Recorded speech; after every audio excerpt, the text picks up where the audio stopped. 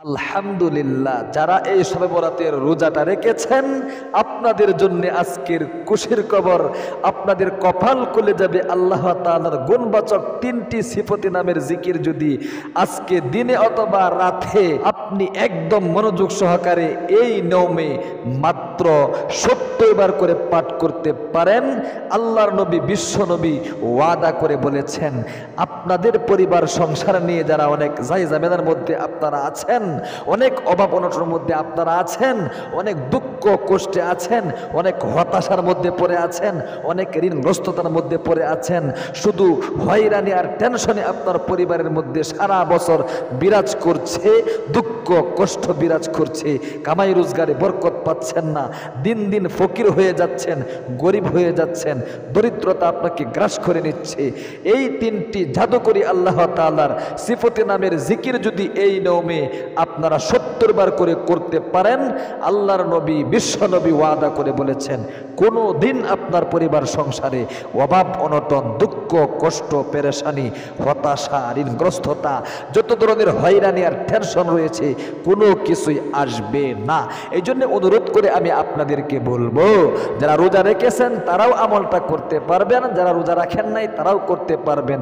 পরিবার সংসারে শান্তি আনার জন্য একদম শুরু থেকে শেষ পর্যন্ত ভিডিওটা দেখুন এবং আমলটা শিখুন ইনশাআল্লাহ। ও মহিলা মা বোনেরা, জীবনে অনেক সময় তো নষ্ট করে থাকেন, ও ভাই বেরাদররা, পারবেন না একটু সামান্য সময় নিয়ে এই ইসলামিক ভিডিওটা দেখে আমলটা শিখতে?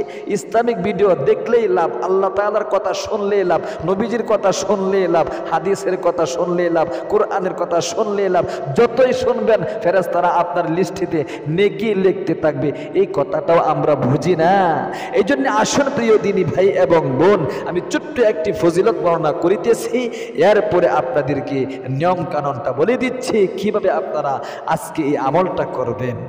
প্রিয় দিনী ভাই এবং বোন, আল্লাহ রাব্বুল আলামিন সূরা আরাফের এক আয়াতে সুস্পষ্ট ভাষায় বলেছেন ওয়ালিল্লাহিল আসমাউল হুসনা ফাদউহু বিহা। আল্লাহ রাব্বুল আলামিন বলেন, ও আমার ইমানদার বান্দা বান্দিরা, অবশ্যই আমার ৯৯টি গুণবাচক নাম রয়েছে। এই ৯৯টি গুণবাচকের প্রত্যেকটা নামই কিন্তু ইসমে আজম। এই প্রত্যেকটা নামের মধ্যে এমন জাদুকরী শক্তি রয়েছে, যে নামটার মধ্যে যে শক্তি রয়েছে ওই নামটা ধরে যদি তুমি আমাকে ডাকো তাহলে উদউনি আস্তাজিব লাকুম, ডাকতে দেরি হবে, আমি আল্লাহ রাব্বুল আলামিন তোমার ডাকে সাড়া দিতে কিন্তু দেরি করব না। তুমি যখন ডাক দিবা, যে জন্য ডাক দিবা, দুঃখ কষ্টের মধ্যে পড়ে গিয়েছো আমাকে ডাকতেছো, অভাবের মধ্যে পড়ে গিয়েছো আমাকে ডাকতেছো, ঋণগ্রস্ততার মধ্যে পড়ে গিয়েছো আমাকে ডাকতেছো, স্বামী স্ত্রীর মিল মোহাব্বত আর ভালোবাসা হচ্ছে না আমাকে ডাকতেছো, সন্তান কথা শোনে না, সন্তান হচ্ছে না, ঋণগ্রস্ততার মধ্যে আছো, একটু যত সমস্যার মধ্যে আছো আমাকে ডাকতেছো, মুহূর্তের মধ্যে আমি আল্লাহ রাব্বুল আলামিন তোমার সমস্যার সমাধান করে দিব। আল্লাহু আকবার। এজন্য প্রিয় দিনী ভাই এবং বোন, আল্লাহ তাআলার গুণবাচক এই সমস্ত সিফতি নামের মধ্যে এত জাদুকরী শক্তি রয়েছে, আপনি যে কোনো সমস্যার সমাধান করতে পারবেন এই শক্তিশালী গুণবাচক নামের জিকিরের মাধ্যমে। আল্লাহু আকবার। এজন্য আসল নিয়ম কারণটা আমি বলে দিচ্ছি। ১ নম্বরে আপনাদেরকে ওযু করতে হবে। সুন্নত তরিকায় ওযু করা ছাড়াও আমলটা করতে পারবেন, কোনো সমস্যা নেই, কিন্তু আপনি ওযু করে যদি আমলটা করেন ডাইরেক্টলি আপনার আমলটা কবুল হয়ে যাবে। আল্লাহু আকবার। আবার আপনি রোজা রেখেছেন, সর্বরাতের রোজা, এই সর্বরাতের রোজাদারের কত মূল্য আপনি জানেন আল্লাহ তাআলার নিকট। রোজাদারের মুখের দুর্গন্ধ আল্লাহ তাআলার নিকট মেশক আম্বরের চাইতেও আরো বেশি দামি। শুধু তা নয়, রোজাদারের বদলা আল্লাহ তাআলা নিজে কিন্তু দিয়া থাকেন। হাদিস শরীফের মধ্যে এসেছে, এটা এমন হাদিস যেটাকে হাদিসে কুরসি বলা হয়। এই কুরসিতে বলা হয়েছে আমি আল্লাহ নিজে রোজাদারের বদলা দিয়া থাকি, মানে কি আমি আল্লাহ নিজে রোজাদারের বদলা হয়ে যায়। আল্লাহু আকবার, আল্লাহু আকবার। এই জন্য আসুন আমলটা কিভাবে করবেন নিয়ম কারণটা আমি বলে দিচ্ছি। ভালো করে ওযু করে নেবেন, ওযু করলে আমলটা সাথে সাথে কবুল হয়ে যায়। এই জন্য ওযু করার আগে একবার বিসমিল্লাহির রহমানির রহিম শব্দটা অবশ্যই কিন্তু আপনি একটু কষ্ট করে হলেও বলবেন।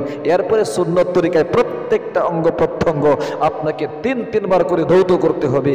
এরপরে আপনি অবশ্যই ওযুর শেষে আকাশের দিকে তাকিয়ে শাহাদাত আঙ্গুলটা উত্তোলন করে খাগতি মিনতির সাথে এরকম ভাবে কালিমায়ে শাহাদাতটা একবার পাঠ করে নেবেন। আশহাদু আল্লা ইলাহা ইল্লাল্লাহু ওয়াহদাহু লা শারীকা লাহু ওয়া আশহাদু আন্না মুহাম্মাদান আবদুহু ওয়া রাসূলুহু। আল্লাহু আকবার, আল্লাহু আকবার। একবার এই কালিমায়ে শাহাদাতটা পাঠ করে আপনি যদি পারেন 2 রাকাত নফল নামাজ পড়ে দিয়েন। 2 রাকাত নফল নামাজ পড়ে যদি আপনি এই আমলটা করতে পারেন তাহলে আরো ভালো। আপনি দাঁড়িয়ে যাবেন, দাঁড়িয়ে নিয়ত করবেন, ওগো আল্লাহ, আমি পরিবার সংসার নিয়ে অনেক অভাব অনটনের মধ্যে পড়ে আছি, কোনো অবস্থাতে শান্তির মুখ দেখতেছি না, কোনো অবস্থাতে পরিবার সংসারে শান্তি আসছে না। সুতরাং 2 রাকাত নামাজ নফল নামাজ আমি তোমার নিকট পড়িতেছি পরিবার সংসারে শান্তি আনার জন্য, কামাই রোজগারে বরকত আনার জন্য, চাকরি হচ্ছে না চাকরি হওয়ার জন্য, এ টু জেড যত সমস্যা রয়েছে সব অন্তরে জাগিয়ে আপনাকে নিয়তটা করতে হবে। নিয়ত বেঁধে আপনি 2 রাকাত নামাজ পড়ে নেবেন। নামাজের নিয়ম কানুন অবশ্যই আপনারা জানেন। আল্লাহু আকবার তাকবীরে তাহরিমা বেঁধে সানা পড়বেন, আউযুবিল্লাহ বিসমিল্লাহ পড়ে সূরা ফাতিহা পড়বেন, আবার বিসমিল্লাহ বলে একটি সূরা মিলাবেন, রুকু সিজদা করবেন, এরপরে আবার উঠে যাইবেন, আবার আপনি সূরা ফাতিহা পড়বেন, আরেকটি সূরা মিলাবেন, আবার রুকু সিজদা করে বসে তাশাহুদ দুরূদ শরীফ দোয়া সূরা পড়ে আপনি 2 রাকাত নামাজ পড়ে নেবেন। খুব মনোযোগ দিয়ে কিন্তু পড়তে হবে।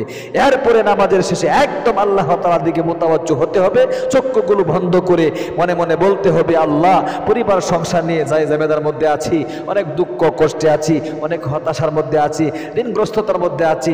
সুতরাং এই সমস্ত মুসিবতগুলো দূরীভূত করে পরিবার সংসারে শান্তি আনার জন্য আমি তোমার নবীজির শেখানো তোমার শক্তিশালী পাওয়ার পর 3টি সিফাতে নামের জিকির করিতেছি। এরকম মনে মনে এই সমস্ত কথাগুলো উদয় করে এরপরে নামাজের দুরূদ শরীফটা একবার পাঠ করে নেবেন একদম মনোযোগ সহকারে। আমি একবার পাঠ করাই দিচ্ছি, খুব সহিহ শুদ্ধ উচ্চারণটা আমার সাথে সাথে বলে বলে স্ক্রিনের মধ্যে দেখে দেখে শিখে রাখুন। আল্লাহুম্মা সাল্লি আলা, বলেন, বলতে হবে, না বললে তো সহিহ শুদ্ধ হবে না, আর সহিহ শুদ্ধ না হলে কিন্তু আমল কবুল হয় না। ইখলাস থাকতে হবে, সহিহ শুদ্ধ উচ্চারণ করতে হবে কিন্তু।